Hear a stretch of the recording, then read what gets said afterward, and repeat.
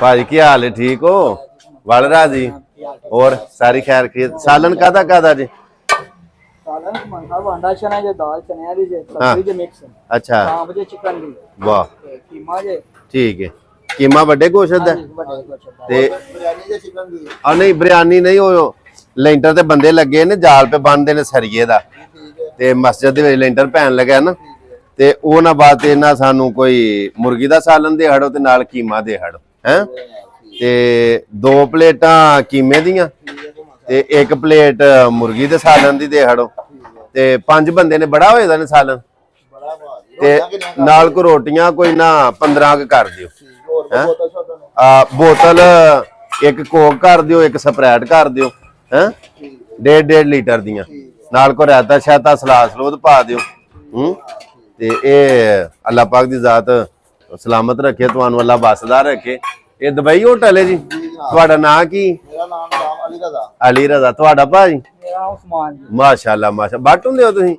ਵਾਹ ਬਈ ਵਾਹ ਵਾਹ ਬਈ ਵਾਹ।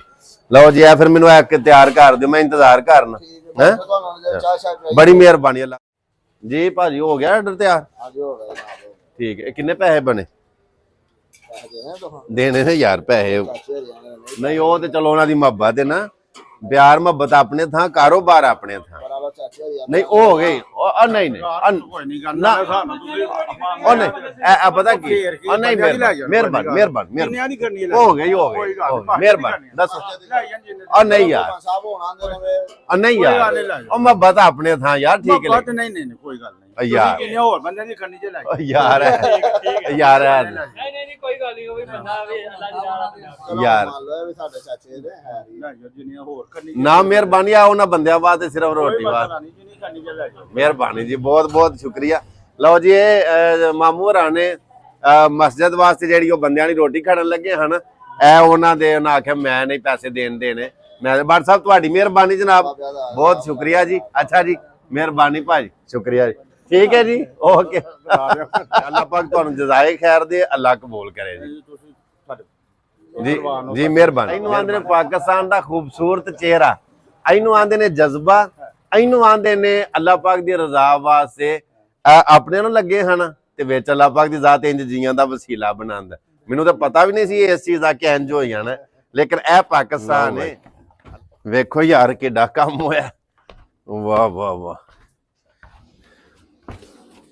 बल्ले बल्ले अस्सलाम वालेकुम ए लो भाई यार रोटी तुहाडी ते बड़ा कम होया वो कम पता की होया मैं वो रोटी लैके उथों बिल जो देन लगा ना उथे एक होर साडे मामा जी लगदे ने पिंड दे ही ने वो पे वेंदे हन उन्हें आख्या रोटी कि मैं लगे ने मस्जिद की छत वास्ते ना जाल बनन सरिये दा उन्हें आख्या पैसे नहीं मैं देन ते बाकी तुहाडे नसीब तुहाडे रिज़क है ते मैं वो सामने बैठा जे रोटी थोड़ जे तो मैनू आवाज मार देनी वो जो सारा कुछ मैं लैके आया।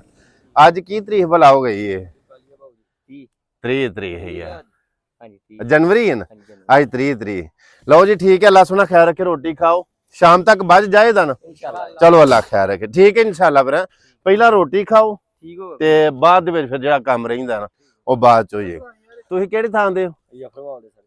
किहड़ा पिंड? सठियाला जी। तुहाडा? सिकंदरपुर। तुहाडा? तुहाडा? सारे जफरवाल दे इकट्ठे होए वाह भाई वाह वेखो नसीब अल्लाह पाक दी ज़ात ने जिथे इथे रिज़क लिखे फिर हैं अल्लाह पाक तुहानू बहुता हलाल दा रिज़क देवे ए माशाअल्लाह जी। आ वेखो सरिये दे जाल अज सरिये दे जाल बाजदे ने पिया जी लगे ने माशाअल्लाह। ये मस्जिद दी छत जामिया मस्जिद इब्राहिम दी छत जेड़ा है ना वो अज तैयार हो रही है। अल्लाह सोना खैर